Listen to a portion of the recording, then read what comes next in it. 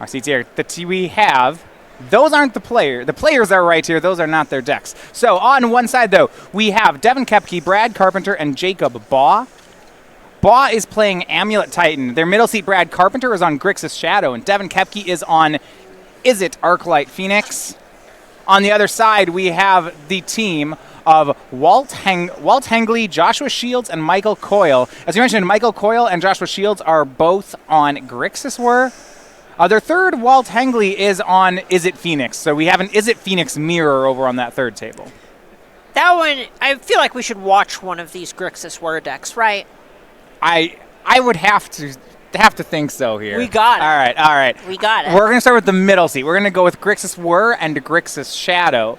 Now, I know Grixis Shadow typically had a decent Lantern matchup. Is that going to be similar here? Yeah, so these types of decks, the Shadow decks, your Thoughtseize decks, what they want to do is kind of pick apart synergies and punish people for having a bunch of things lean on a single payoff card. Your Thoughtseizes, your Stubborn Denials, etc. are going to pick that apart.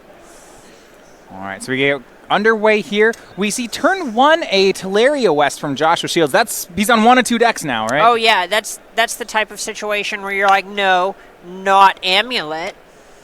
Yeah, so, okay, I mean, if Amulet kept a hand of Teleria West to go, you're pretty happy about that. Oh, yeah, you've got to be. But, maybe at that point, if I'm in Brad's seat, I'm thinking to myself something to the effect of, well, maybe it's Amulet into Bounce Land. Well, now we see maybe not what Brad was expecting. Turn 2 Botanical Sanctum into Chalice of the Void on 1. Are those the lights going out? That's lights out for them. If it resolves it, it Oh, is. yeah. Oh, yeah. What does he have to deal with it? He's looking at Brad's list. Stubborn Denial on the way down is pretty good. But other than that... All right, so he had the Stubborn Denial, it looks like. Perfect. So... If that Chalice of the Void resolves, Death Shadow relies on a ton of 1-drops. Yeah, so Chalice of the Void was gone for 1 there. He did have the Stubborn Denial. And Brad shocking for Steam Vents here on the third turn. See, Teamer Battle Rage, Gurmag Angler both in hand. And looking at the graveyard, he might just have enough to delve it into play. Yeah, these types of decks, they're really tempo-oriented, meaning that what they want to do is just get a threat out on the table, and then rather than winning the race by being faster, it's almost like they just step on the back of your heel over and over and over and over and make it so you barely can't do it. Then you barely can't do it, but you're taking 5 all the while you barely can't do it. All right, shock for Steam Vents and Fetch Shock for Blood Crypt brings Brad just low enough to make Death Shadow. It's just doing its best. It's a 1-1 for now. It's the Death Shadow that can. Only up from here. Yeah, we see Battle Rage and Angler left over. Those are not 1-drops, actually. There's a point here where Shields might be under the impression that Chalice is going to be really strong. Yeah. Okay, he's transmuting for a second one. He's really, yeah. And actually, Carpenter has a hand that will be just fine with this. Yeah. With that Timber Battle Rage, there's a strong chance that Shields might just be dead next turn. Let's count it out. Right now, Carpenter Fetch shocking down to 9. So the Shadow's going to be a 4/4. Right. It'll hit in, and it looks like Gurmag Angler will join it. So we're looking at 16 this turn. Next turn, it's 9. The Teamer Battle Rage adds 5 more, so we're at 14. He's too short right now, but there's a lot that could add. Yeah, if you draw any land that isn't a basic, if you draw a Thoughtseize, well, I guess Thoughtseize may not end up happening with this if this Chalice has anything to say about it. But there's even a point where another Timber Battle Rage would do it. Dismember almost does it, but not quite. And Baugh here going to over-delve by 1, bluffing Stubborn Denial here. Perfect. Love it. That's Carpenter at 9. There's the Chalice of the Void on 1 that Josh had transmuted for. Right now, it's not doing much. Yeah, this is kind of the problem with these decks. A lot of the cards don't actually do a whole lot if they don't have much in play already or if the opponent's already doing something. And you were saying a fetch land was going to do it, and that is what Brad picks up. Yeah, this should be game, assuming that Brad just chooses to go for it here. Yeah, well, against the Whir deck, there doesn't seem like there'd be much to stop him from going for it. No, over on Shield's side, there's only 2 blue available, so you know Whir isn't the thing that's happening. Yeah. And you kind of know with all these artifacts, it's not like you expect the artifact deck to play at instant speed. Swing in, and a Teamer Battle Rage. means Brad was at 6 from that fetch shock, so the Shadow was a 7-7. Battle Rage makes 14, Angler makes it 19, and that is game 1. Whew. Really putting the aggro and aggro control that game. There wasn't even that much disrupting going on. We're going to clear off the scoreboard, put one there for Brad Carpenter, and why not put one there for Jacob Baugh? So Grixis, we're not getting it done so far. Yeah, so a lot of the issue here is game 1 in particular. You'll see these decks that can get out really fast just do their thing if they can stop one piece of the worst game plan. We do have a correction gap to throw in here. It's actually still on game 1 on the Coyle versus Baugh match. So Carpenter is the first game win there for the team. Yeah, it's strong chance that Baugh gets one of those Colony Heart tokens we've been looking for this whole game. Yeah, one of those to sneak across. Kills. Colony Garden can help you sneak across that ensnaring bridge. It's nice. Oh, it looks good. Who needs a bridge that needs to protect itself, right? Yeah. All right, let's look at Shields' sideboard. So Grixis Shadow is a pretty tempo-oriented deck in this matchup. We saw Chalice of the Void there. You figure it's still good here, even though it didn't do much for Josh. Yeah, so a lot of the reason that we saw it kind of flounder that game, a lot of it had to do with Brad just kind of getting his Shadow out ahead of the Chalice of the Void, or the one that resolved. So Josh, if he can just stick one of these Chalices, especially in this game coming up where he's going to be on the play, that, again, could just be lights out for Brad Carpenter. So we're looking at Chalice of the Void to still be good. A lot of these other cards in Josh's sideboard, I'm not sure how much I like them against Grixis Shadow. Cards like Aether Grid, Grafdigger's Cage, Phyrexian Revoker don't feel like they play here. No, not really. Revoker can't even name fetch lands, so unless you expect Brad to start trying to do something with one of the Lilianas that you'll see out of the sideboard of these Shadow decks, that's the only reason you'd ever think of bringing in a Revoker. Do you think Josh will try to go big at all? Something like Sai, Tezzeret, other Tezzeret? So I'm a little bit lower on the Planeswalkers. With Stubborn Denial, we saw what happened when you tap out for those, and how long are you expecting the game to go? You can't exactly pay the extra mana, and if he has a Gurmag Angler, it's just a hard counter. You can't give him all of this time. But you might end up seeing Sai come in, just because Sai is something that you can develop a little bit earlier and buys you a ton of time on its own and is naturally more resistant to the things that Brad is going to be trying to interact with. It's kind of how we see this out of the KCI deck, the Ironworks deck, where when people start boarding in artifact hate cards, graveyard hate cards, they go towards Sai. And in a sense, Josh is doing the same thing here. Exactly, and Josh also has all the zero-drop artifacts that you would expect out of something like KCI. He has the payoffs for Sai. Sai can just run away in a fair game of Magic. Now, on Brad's sideboard, there's a lot to like here. The Grixis Shadow deck has some pretty nice ones. Oh, yeah. Oh, yeah, absolutely. These surgical extractions, despite the Word deck not being a combo deck, it plays with its graveyard, and it kind of needs a lot of different things in order to be good. Yeah, well, it feels like a deck that there's oftentimes only one card that matters in a situation, something like Ensnaring Bridge or Chalice of the Void, that if you can surgical a specific card, the whole strategy can collapse. Exactly. Even just tagging Welding Jars or something, if you're leaning on blowing up an Ensnaring Bridge later, it's just a way to ensure that your cards get to do what you need them to do. Yeah. For me on Brad's side, the tough difficulty I would have is that it almost feels like I'd want to over sideboard. I look at his stuff, Colgan's Command, Abrade, Ceremonious Rejection, Stubborn Denial, Snapcaster, all of these look good here. Yeah, so a lot of the things that Brad will be looking to take out are your creature removal is not very good, and then on top of that, there are even a couple of interaction pieces he may be looking to trim on to just upgrade a little bit. Your Inquisition of Kozilek don't exactly go super far, especially against an Ensnaring Bridge deck where they're emptying their hand anyway.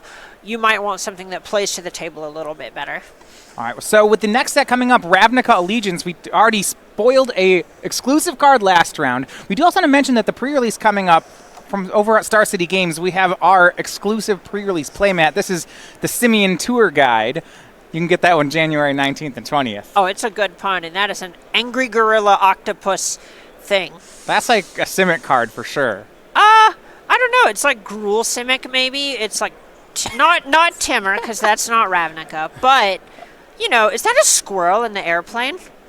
Oh my God, I love it. That is a squirrel in the airplane. I love it. That reminds me of like Rocky and Bullwinkle, right? It's like because Rocky's. Oh yeah. I'm in. I wish I could see what were in the other planes just to see if they were also fuzzy animals, because that would build a great narrative for this. It's fuzzy animals versus the previously fuzzy, now tentacled anima. So what, creature hyphen ape, squid, probably a third one. Giant? Ape, squid, giant. I mean... Is it a hydra because it has 2 heads? Oh, it could be a hydra. Oh, all 4 right. creature types. All right. You know what? Let's make it a changeling. Okay. All right. You can get your local game store to sign up today at starcitygames.com/pre-release.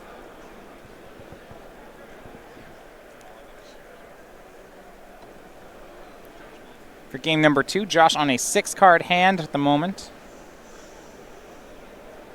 And he's going to keep that one. Now, I know a lot of times with decks like Lantern, mulliganing is pretty recoverable because it's just about having a key piece. Yeah, the same can be true for the Grixis Word deck. You know, you play all these tutors because there's one thing that you really need in each given matchup, and if you can just find it early, that's going to be great. And Josh here starts off on a pretty interesting one. It's Academy Ruins, but into Grafdigger's Cage. So a lot of what this is going to be turning off is just the card Snapcaster Mage. You want to be able to answer all of these artifact destruction spells over time, and Snapcaster gives you effectively 4 or more. In Brad's case, he only has the 3 Snapcasters in his main deck, but more copies of these cards, and Josh is planning to go to turn 100, so you're going to have to beat these Snapcasters anyway. This is just doing it preemptively. It's all kind of, in a Lantern sense, this is just shutting off another piece of the puzzle. Eventually you need a cage to lock them out. Exactly. Ancient Stirrings from Josh Shields. I spy with my little eye an ensnaring bridge. It's, in most decks which register Ensnaring Bridge, it just feels like the key card in every matchup. Yeah, you just got to take it. You're more likely, if you're low on lands, you're more likely to just draw more lands than you are more ensnaring bridges. Yeah.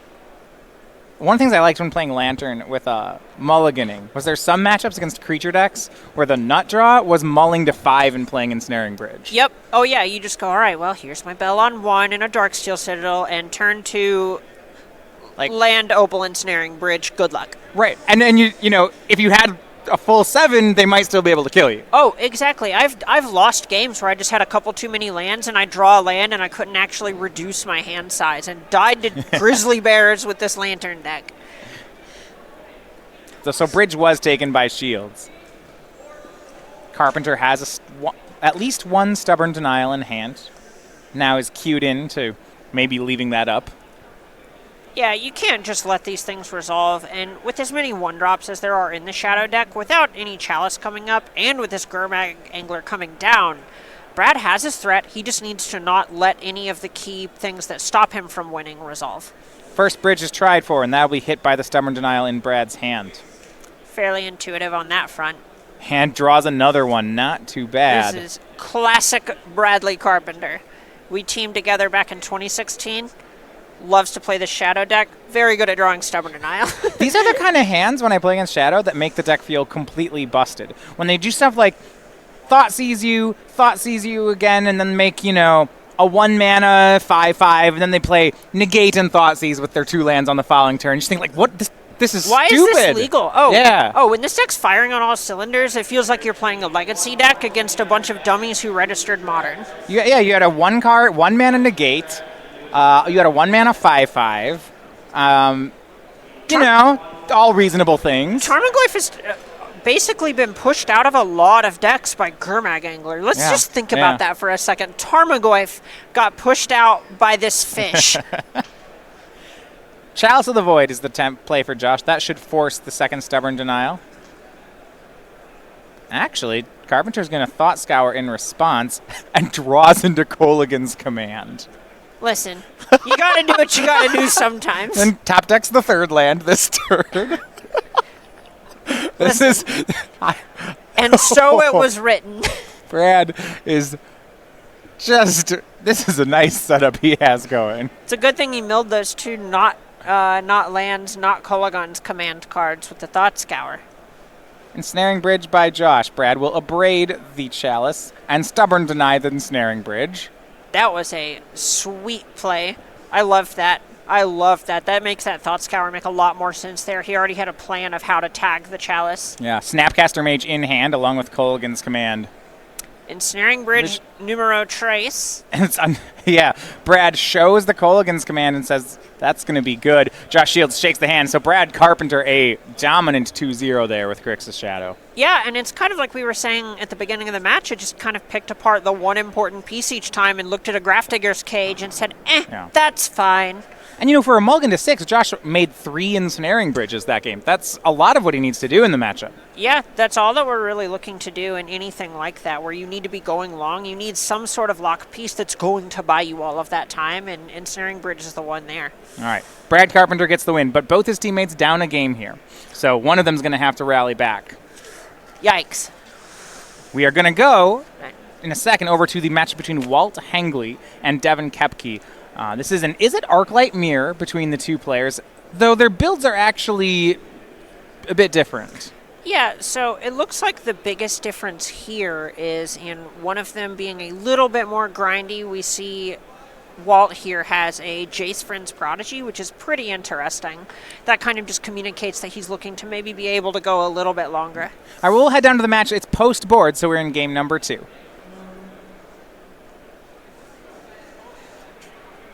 Koepke over on the right here.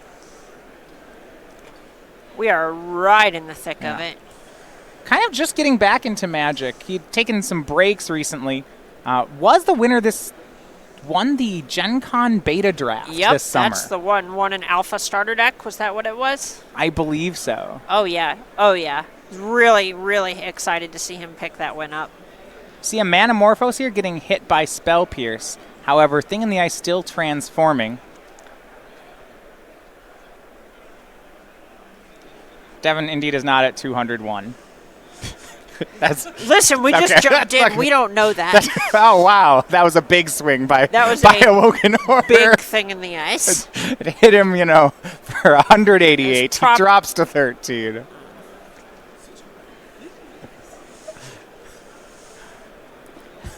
So there's a thing in the ice, joke.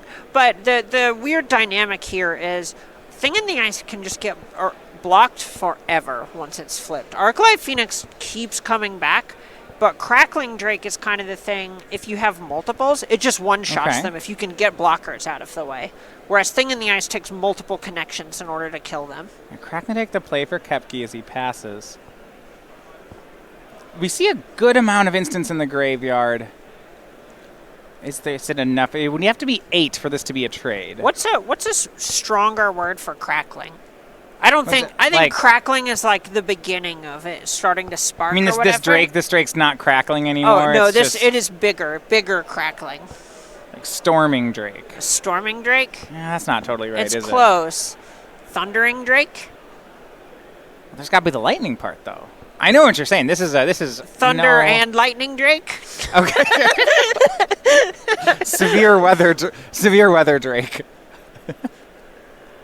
And see, we see Koepke not block here because he realizes the value of this Crackling Drake and the evasion it provides, whereas this Thing in the Ice can just get blocked by a Phoenix forever.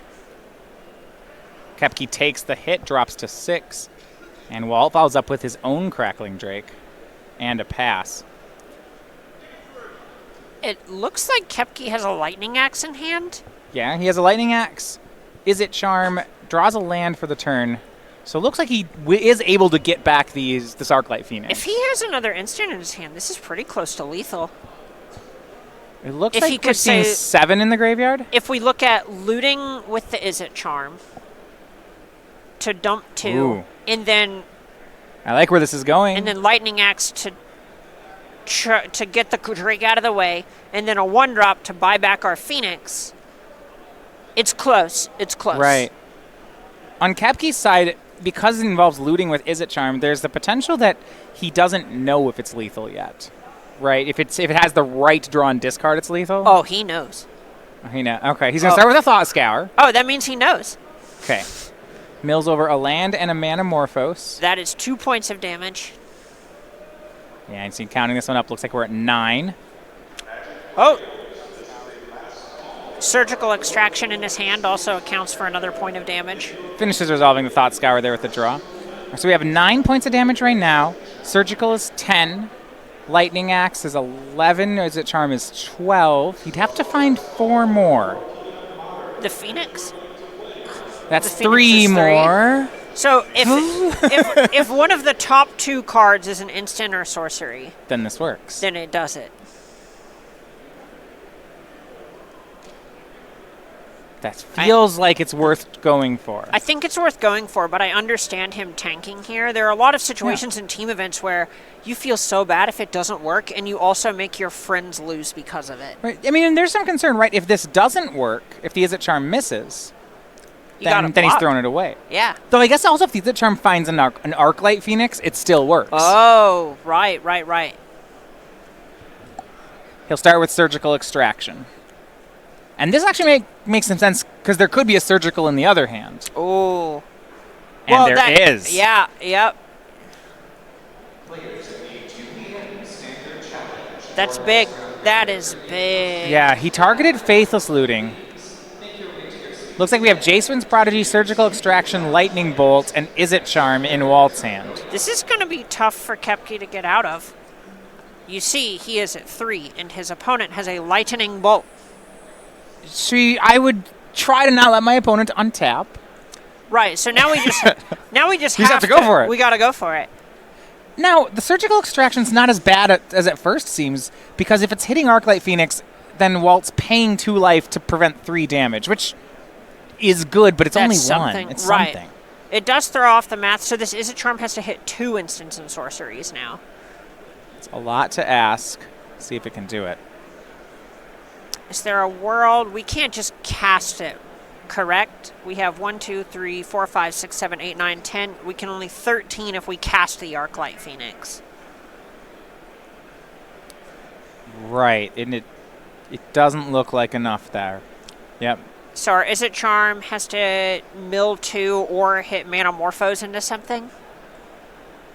Yeah, there's always Manamorphose lines. Manamorphose is a fair Magic card. Yeah. You know, Very you have to normal put in an things. investment, right? You have to have 2 mana. And it's tough. It's tough out there, truly. Lightning Axe, discarding Arclight Phoenix. If he to had remove one, the blocker. If he had 1 more instant in sorcery, he could spell pierce the Surgical Extraction. And you wonder if that means he can try to Izzet Charm into that sort of play. And it looks like they won't have the chance. First priority here, Walt's going to cast Surgical Extraction, and Koepke, well, he can counter it with Izzet Charm. Has he cast enough spells for the trigger to have? Oh, he's surgicaled. He's surgicaled. Absolutely. Yeah. Right. So here's a swing. We'll see if it's enough. And we may not have had the right count on the graveyard there because that appears to have been a lethal attack. We'll get a confirmation on that. Yeah, based on the players, yeah. I think Koepke had enough instance where that worked. It was hard to tell if that was him going, "You're dead," or him going, "Well, this is 1 short and you have a bolt, I guess." Well, hold on. He got... Oh, this was nice. He got his opponent to cast Surgical Extraction to go to 14, then the Izzet Charm makes it... Right. Wait. What level of play just happened here? Devin Koepke Hold on. so good at Magic. No. We didn't do that play justice, okay? Because that was insane. He didn't have lethal damage. So he had to do something to get his opponent to play a Surgical Extraction to give him extra damage, then counter it and get back the Phoenix. You know what city Devin Koepke won his last Open in, right? Oh, it was Columbus. It was Columbus. Well, that man is on fire in this city. To come up with that kind of line, that's on the line where when you play Storm and you only have 9 spells and you need to get your opponent to like force do something. anything. Yeah. Wow, masterful. Wow. Masterful. And he forces line from game Koepke. 3. Wow. I think Walt knows. Discard to discard that Arclight. That's the bait. Yeah. So he discards Arclight to Izzet Charm to Lightning Axe, and then he says go to combat, thinking, please surgical this Arclight Phoenix. Yep. If you just say go, if you just let this happen, I'm going to lose. Yep. Yeah, and it's pretty innocuous from Walt's side. Yeah. Right? You just go, well, this is 2 damage or 3 damage. I'm supposed to try and prevent that, obviously. Right, so he needs 3 more damage. So either 2 from the, and he got 2 from the surgical and then 1 extra from the Izzet Charm. The only other way that works if Walt does nothing is if Izzet Charm bins itself and 2 instants. Yeah, so there's the other line is effectively just, all right, let your Arclight Phoenix resolve, cross my fingers. Right. And there's that is a tall order. That takes a lot of discipline on that. I can't even, it's hard to even say if it's correct. You have to have the read on the Izzet Charm as well, and then also assume your opponent doesn't have 2 instants and sorceries they can discard with 3 mana in your Izzet Phoenix deck. That's a really tricky spot. I'm impressed. I'm impressed. Devin has earned the game 3 here, to be sure. Wow. Wow. All right. And a big one. Remember, his team needs this win. Right? That's true. Yeah, that game, if that game had gone the other way, that would have been match.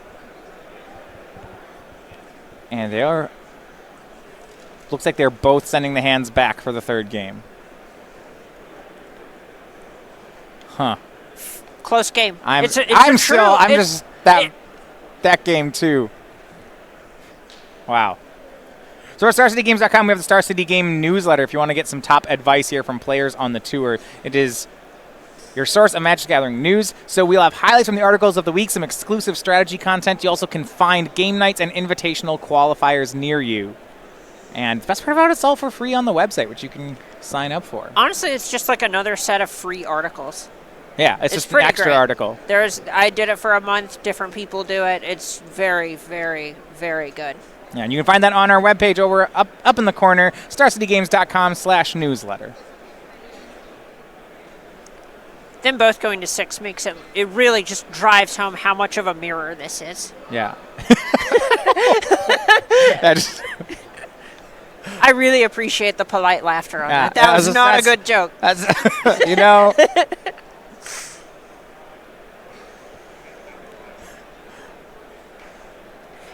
Whenever you see someone scry for a long time, it's real hard to figure out what their hand is missing.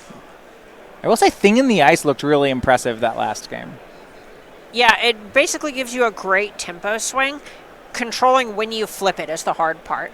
Yeah, transforming it may not be free, but once it's transformed, it doesn't feel like it's very answerable. Devin had about 2 turns to win or basically get attacked by the 7/8. It's tough, so you can block with an Arclight Phoenix and then Lightning Axe it. Okay. It's not pretty, but it gets the job done. Sure, and it's not even that bad because the Arclight will come back at some point. Exactly. And if it just means you get a 7/8 off the table, we take those. You take this. A Serum Vision start for Walt. Devin, just a fetch land.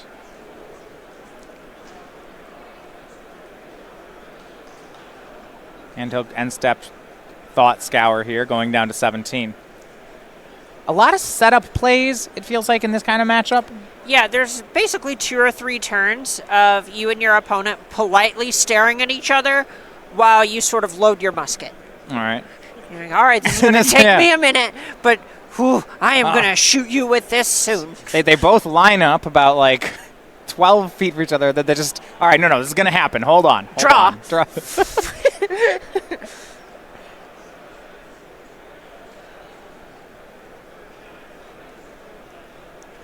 Second land here. Kind of the nice thing is, in the first couple of turns, Thing in the Ice is really the only thing you have to worry about. You don't want to jam. Well, there aren't any other ones in the deck. Well, so the thing is, you're not playing a Drake until turn 4. Jace Friend's Prodigy can't just get jammed into the Lightning Bolt deck. Yeah. And what do you do? That's just not a thing. I guess technically you can have a Phoenix on too.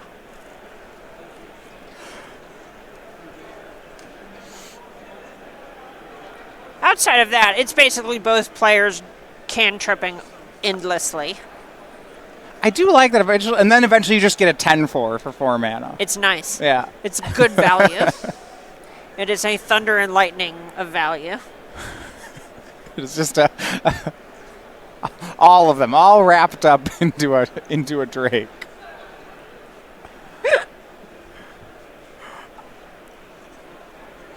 Hallowed Fountain, third turn there for Walt. Uses a Dex can splash very lightly into white. It looks like Yeah, basically just looking at Stony Silence for that. Occasional engineered explosives things out of the board. And Faithless Looting from Koepke. And I like the patience Koepke's had with this Faithless Looting. He's had it since his opening hand. But we saw a turn 1 Thought Scour, a turn 2 Pass, and now on turn 3 he's waited until firing it. Right, so there's a lot of players who tend to be comparing Faithless Looting to sort of the modern legal brainstorm. The longer you hold it, the more decisions you have, and the more informed those decisions will be. So you want to make sure you get your cantrips out of the way first in order to actually know what cards you should be discarding, what cards you need to hold on to, and so forth. He discards 2 lands. And that actually feels really similar. That play pattern is very close to what you'd see in Legacy out of Brainstorm. You know, you don't generally go Island Brainstorm, go. You play about 2 lands, then if on turn 3 you need something, you'd Brainstorm, play a fetch, pass. Yep, exactly. You're kind of just getting rid of the chaff of your hand. You also want to hold it longer in hopes of discarding an Arclight Phoenix, and every turn that you have a draw step is an extra shot at finding one of those Phoenixes. End step, Walt cycles through a Manamorphose and untaps, and he has our first threat of the game, which is a copy of Crackling Drake. Currently only Crackling. 2/4 it looks like. Just, yeah. The Thunder doesn't happen until 5. Listen. That's when there starts to be a rumble when it attacks. Yeah, that's a rumbling Drake.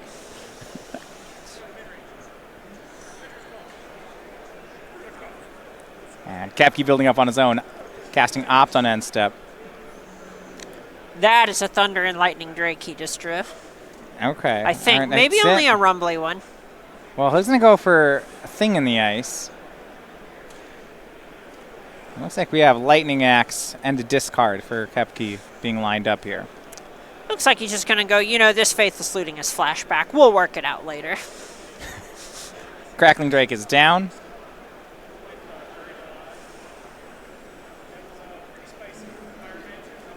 And now we play the staring game. Yeah. Walt gonna fetch here. I don't think either player has a large finisher in the sideboard, anything like a Keranos or Ral Zarek. No, most of the time the deck is kind of assumed to have inevitability as a result of the Arclight Phoenixes. You're just going to play all these cantrips for the sake of casting spells. And, you know, 4/3/2s coming back over and over and over and over is going to be better than a Keranos a lot of the time. We'll see if he has something like a Lightning Axe to clear the board back. Right now, Devin, sitting behind Thing in the Ice, has the only threat. He is, however, a bit behind on land. Devin did not, after discarding those 2 lands to Faithless Looting, didn't make land 4 last turn. That's pretty close to fine. Obviously, you want to be playing your lands, but if your choices are lands or spells, you'd kind of rather have lands once you get about 4 of them. So missing the 4th one doesn't feel great, but it feels less bad than hitting the 5th one. Looks like we're winding up for another Crackling Drake. Still only at 2 cards and 2 instants or sorceries, though. So Shield's finding an Arclight Phoenix off the top here is a very big deal. The big reason for that is last game we saw Thing in the Ice have to attack several times in order to deal damage, when Koepke theoretically could have just blocked with Arclight Phoenix if he just recast it. And if Hengely ends up in that exact same position, then Koepke's going to have trouble actually closing the game out. Might see quite the turn here from Koepke. Starts with Manamorphose. Thing in the Ice thawed down to 2 counters there. Looks like he's picked up an Arclight Phoenix in hand as well. He does have a Faithless Looting in the graveyard to flash back if he wants to try to get this Arclight working. And it does look like this is going to be the deciding match. Over on the other table, our Grixis Word player Michael Coyle is a 2-0 winner over Jacob Baugh. I've heard Primeval Titan's pretty bad about getting ensnared. That's a tougher matchup, to be totally honest. Yeah, I buy it. Sorceress, Spyglass, and Ensnaring Bridge are both naturally powerful there. Yeah. One of your outs against Ensnaring Bridge would be something like Engineered Explosives or Walking Ballista, but this deck has a lot of ways to cover that. Yep, absolutely. Opt cast by Koepke, down to 1 counter on Thing in the Ice. And we're going to see that Faithless Looting flash back.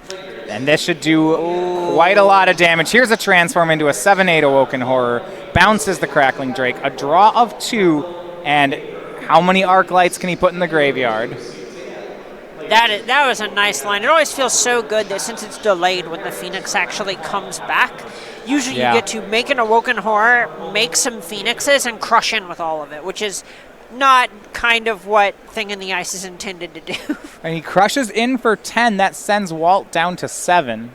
The discard was that Arclight Phoenix and a Spell Pierce. And now we're on Walt's in a tough spot. He does have a 7-card hand, though, so in theory he could clean this up. Yeah, Crackling Drake digs him to even more gas to try and just put things in the way of these creatures. We'll see, during the draw step, Kevin Koepke's going to use Surgical Extraction on Crackling Drake. So that Drake that was bounced to Walt's hand, that one is gone. I'm going to go ahead and call this line a kitchen finks out of 10. An oof.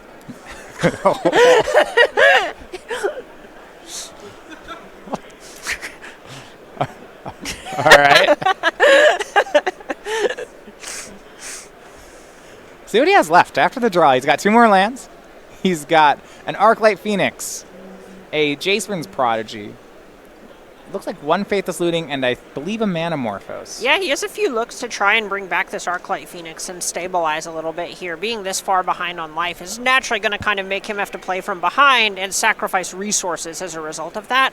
But that's all to say that he is not literally dead, and that's kind of the important thing here.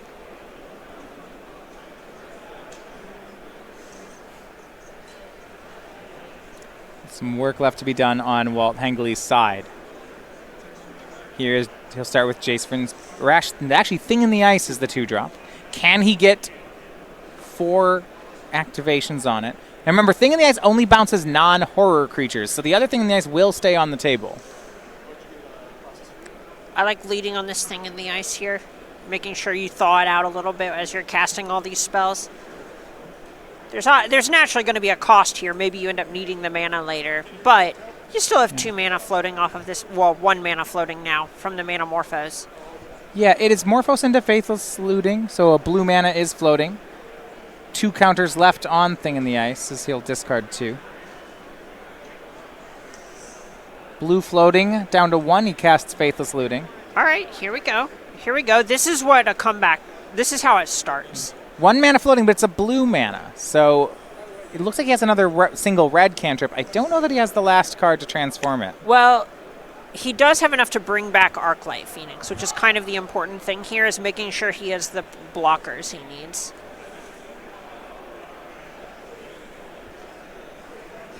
At a point here, actually, do you feel like he'd rather keep the Thing in the Ice as the 0/4 to use as a combat trick?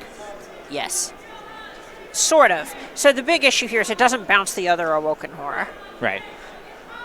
But there is a point where if he had, say, a Lightning Bolt in his hand and another red source, he could play his land, block the opposing Thing in the Ice, and then bolt the other Thing in the Ice. Transform his, eat the opponent's, Goyf style, and bounce the Arclight Phoenix mid-combat. Well, I believe his hand is Scalding Tarn Lightning Bolt. So, with what you mentioned there, yeah, that might work out.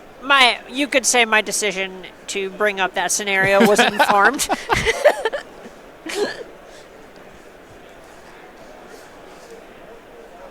Though Hengely, a big cost, his 2 basic mountains are already in play. So to make this work with the fetch land, he has to fetch Shock. This is painful against the Bolt Phoenix deck. Phoenix, if we're being honest, is just a recurring Lava Spike. And actually, this Steam Vents is the only red source he can still fetch. He was 1 card off a Fail to Find. Yeah, it's low. This game's gone long. He's naturally drawn most of his fetchable sources. He's hit a lot of lands. He even discarded some to Faithless Lootings. He's definitely flooded, but he's not out of this game by any stretch. No, the Shock means he goes down to 4, which still is likely 2 hits, not leaving himself in bolt range. Now he's played enough instants this turn to bring back that Arclight Phoenix. Still right now a blue floating in his mana pool, and actually he's going to go not hold up the transform, he's going to use it here. Awoken Horror transforms.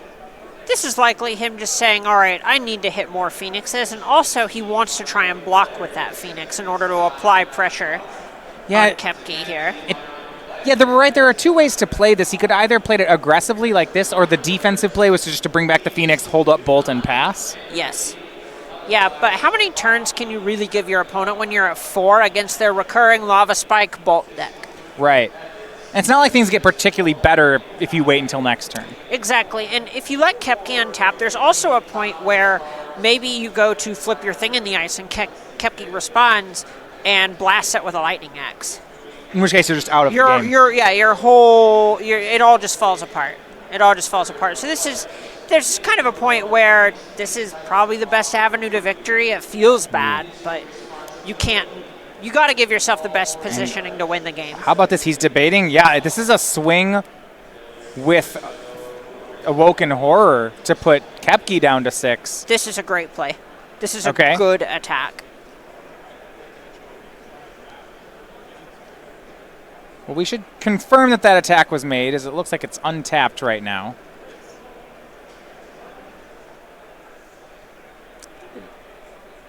Oh yeah, we actually had to back that up. It was a long time ago, but it was still the same turn. That's why the attack looks so good. Yeah.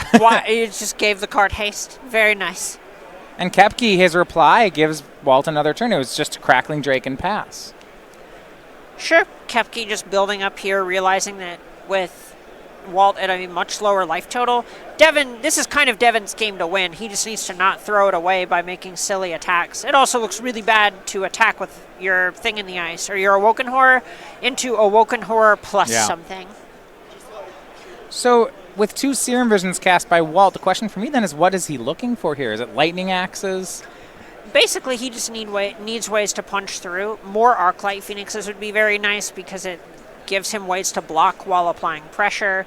And he also can just lightning axe this Crackling Drake to keep himself alive rather than having to chump black with this Arclight Phoenix.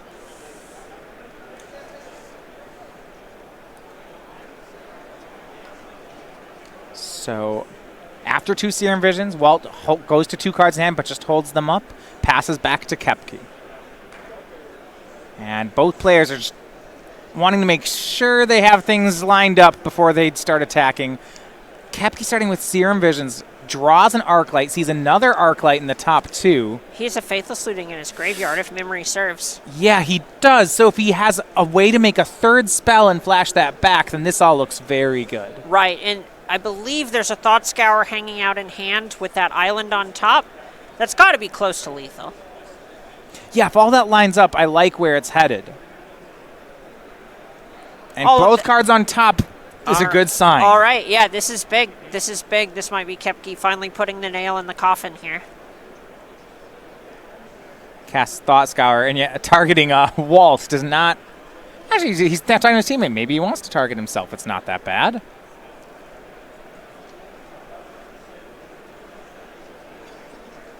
You're supposed to Faithless Looting first, and then you get the island. Yeah, then you get the island, right. Right. And I guess the question is whether he'd moved too far. He had not, so he is allowed to make the other play here. Now he gets the island as the 3rd card. Yep, exactly. Yeah. And this spell doesn't even have to resolve. No. 2 Arclights in the graveyard. Goes to combat, but Walt has the Surgical Extraction, so we're still playing. Oof. It's another oof. It's an oof. Ooh, Spell Pierce Hold and on. the 4th Phoenix hanging out in hand. So he catches the... one of them was in hand because of the Awoken Horror earlier. Right, yeah. So it wasn't the 4th. That was a verbal misstep. Walt goes down to 2. Koepke's hand is Spell Pierce, Dispel, and Spire Bluff Canal. Now, he can still force a chump block if he wants it, right? If he just attacks with Crackling Drake? Right, and the other thing that could have been considered there, the other line was basically instead of Faithless Looting in that spot, you can just Thought Scour yourself and hope to hit another instant and sorcery that costs less than 3. And then if you do that, you get to hold up Dispel for the Surgical Extraction. A block by Arclight Phoenix, and we go back over to Walt. He finishes... Actually... It looks like a trade there.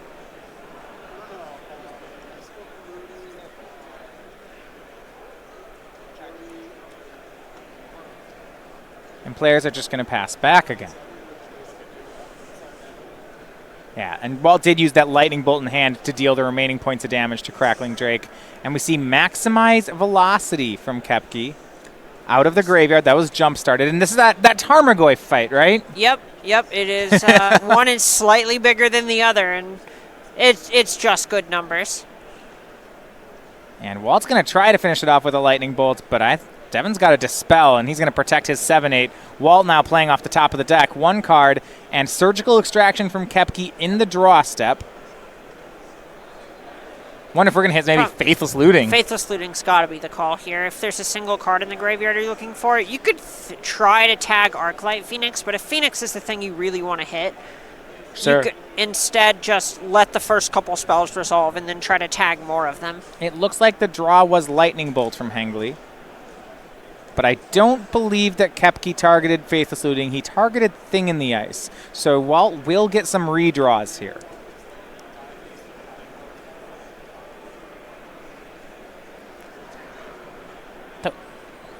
Though even then, there's not many cards we're looking for here, right? No, without Thing in the Ice in the deck, we're basically just looking to bring back Arclight Phoenix to chump block. And that is... starting on Faithless Looting, that's going to be really hard to do. Oh, absolutely. Absolutely. Yeah. It's going to involve a Manamorphose or something to that effect in order to keep really, really going through. Faithless Looting draws two. We see Opt Gotta as keep the one Opt. kept. Yep, that's the only a thing redraw. that keeps going. And Devin has the Spell Pierce, and with that, we'll get the Handshake. Yes? No. All right, there it is. Teammate's like, whoa, play it out, play it out. Okay. And Koepke takes Game 3 off one of the best Game 2s we've seen in a while, and that's going to win it for his team. Wow, that was